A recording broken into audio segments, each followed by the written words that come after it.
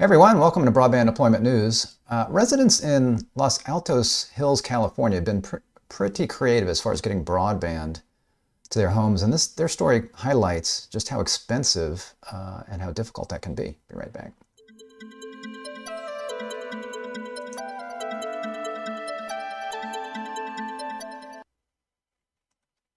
Thanks for joining me. Rick Husey here with Broadband Deployment News. So I saw this story in Ars Technica, and it's similar to something that I did a video about a while back about a guy who built his own fiber network and then is now in the fiber business because he could not get internet. I think it was Comcast in that case as well. So, and in fact, they mentioned him in this story. So I did a video about that a while back. That was also here in Ars Technica. So I want to go through this because this is really good.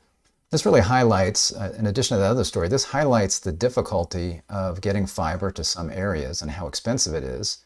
It doesn't necessarily need to be $210,000 for your connection, but it's still very expensive. And in this particular case, these folks are wealthy, so they were able to make it happen. But it highlights, I think, also, not only is it expensive, but it explains why we need, in certain very high-cost areas where we've had this digital divide and people just don't have internet, people are not always wealthy enough to do all of this on their own or to pay people to get them connected. So that's why we need funding in some cases to be able to get this construction done. So you see here, Comcast wanted $210,000 for internet. So this man helped expand a co-op fiber ISP. He didn't create his own ISP as was the case with this other gentleman, but he created or helped create a co-op, or expanded, I should say. Fed up with Comcast and AT&T, Silicon Valley residents started their own network. So again, this is Silicon Valley. So they've got some money there.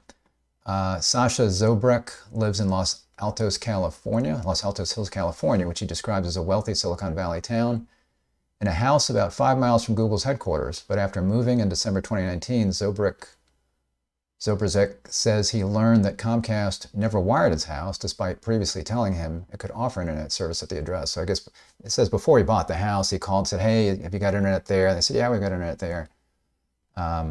So they said it would be $210,000.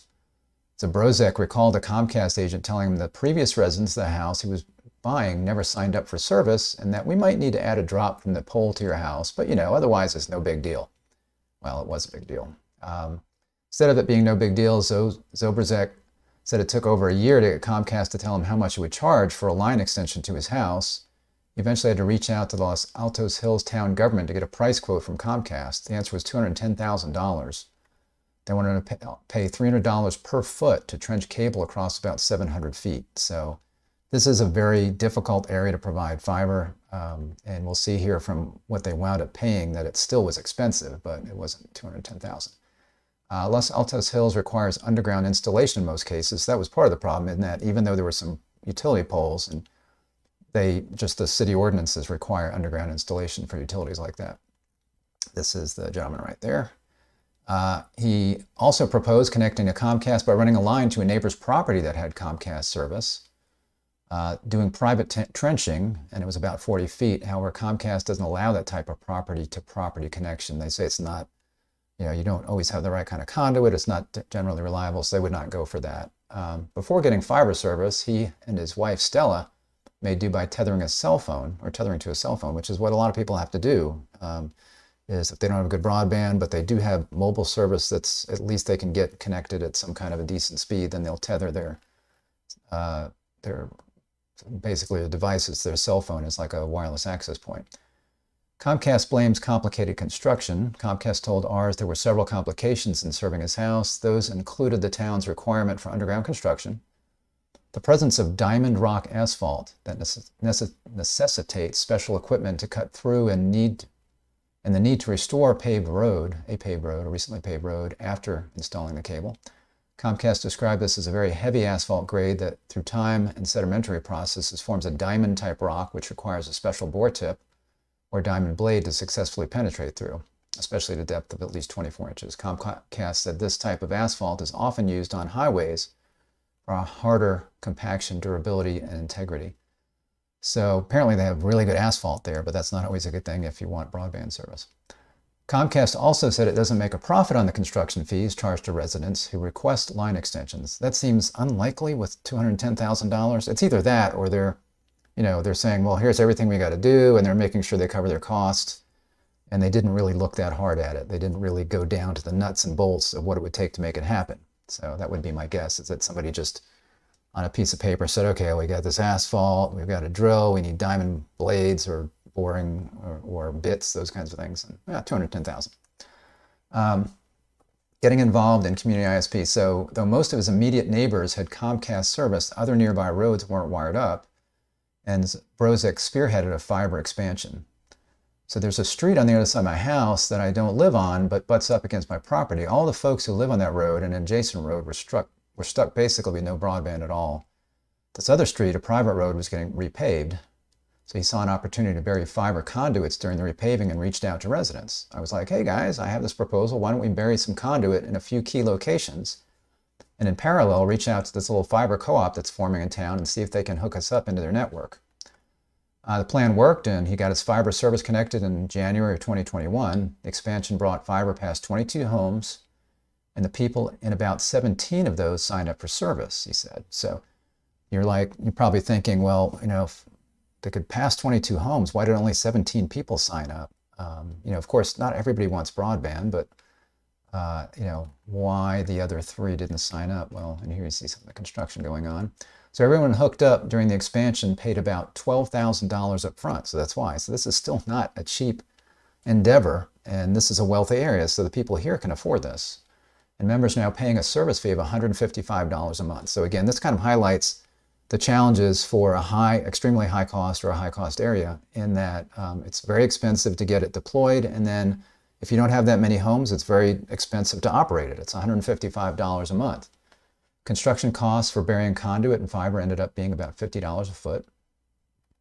The neighborhood also got a price from AT&T. It would have cost somewhere between $28,000 and $44,000 per home to go with AT&T. So a little more in line with what they paid, but again, higher. It was less expensive. It was much higher to go, obviously, with a provider like AT&T or Comcast. Los Altos Hills Community Fiber Board President Scott Vanderlip told ours about how the ISP was formed a few years ago. So that's basically that's the little co-op that was formed. The committee sent requests for proposals to almost every internet provider we could think of, AT&T, Comcast, Sonic, and others, asking if they could provide a gigabit internet service.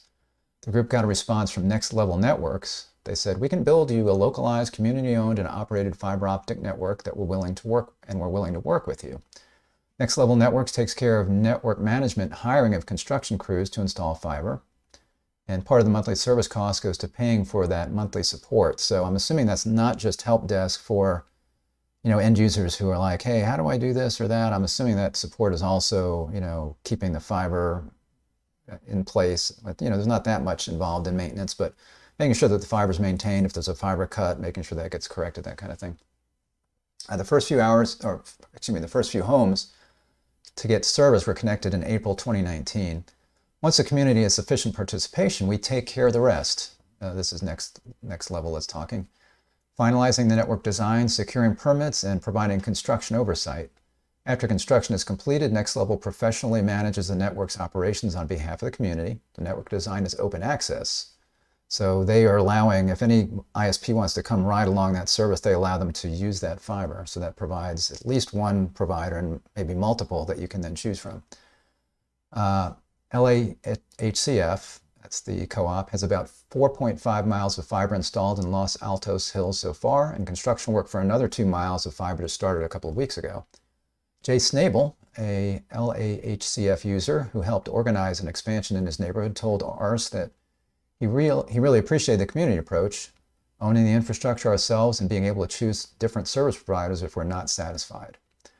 And generally, those service providers, again, the fiber itself is the fiber, so that's going to be pretty much the same for everybody. So the service provider would be providing things like different kinds of services over that, like maybe some will provide a voice over IP solution, maybe an IPTV solution. I think somewhere Next Level actually provides IPTV, so they may be able to offer that over that.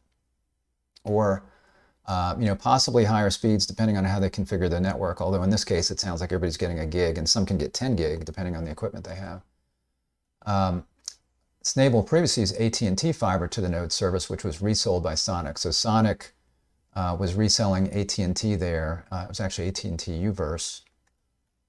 This is Snable here, and you can see, again, this is a community grassroots kind of deal going on here, where they're trying to get people signed up to this community co-op to get more customers on there. The AT&T service often slowed down or stalled while streaming video or using video conferencing, he said. Jan Clayton, who organized the neighborhood expansion with Snable, told ours that the community fiber connection is more than an order of magnitude better than the service we had with AT&T. The AT&T upload speed was horrendously slow, 3 megabits per second. That's not horrendous for some people. And the entire service was unreliable, especially in the late afternoon and early evening. So this was AT&T Uverse that they were, I guess, reselling there.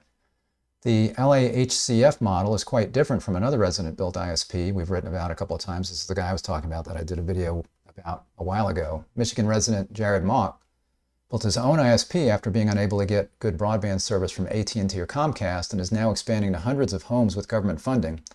Mock's ISP is essentially a one-man business. He relies on contractors for some construction work, but handles the network management and much of the fiber installation himself. So this is the guy that actually figured out how to create a fiber broadband provider, created it, organized himself as basically a telco, and now goes out, he got himself connected, and he goes out and connects up his neighbors, and now he's got government funds through, I think it was through ARPA, where he was going to be able to expand to, I think, 300 additional homes that were out there, maybe even more, I can't recall.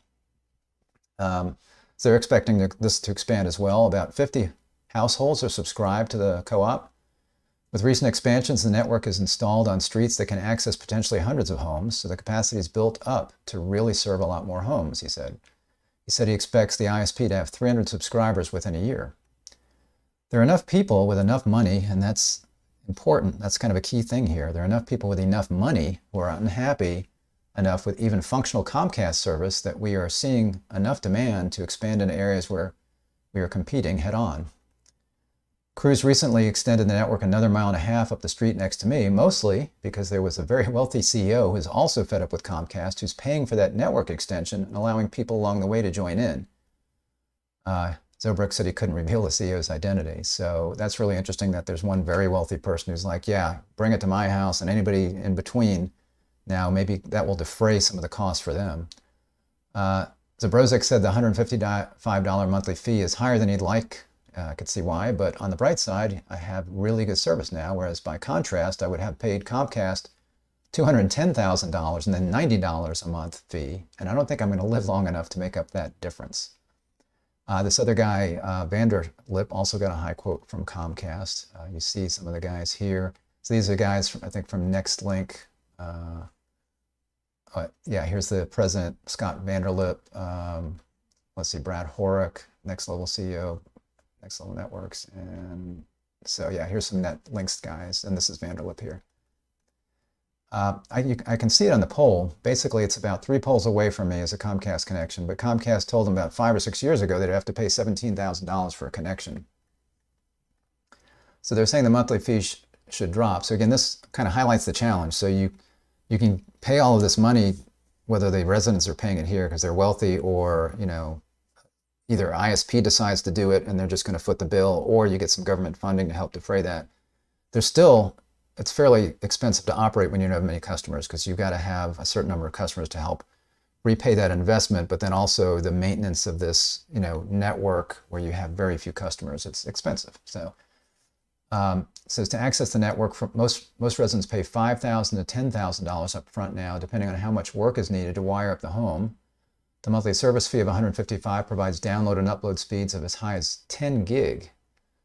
Once we have 100 subscribers, that should go down to $100 a month. And once we have 300 subscribers, that should go down to about $60 a month, which is getting, that's a very reasonable price there. So the ISP has fixed costs.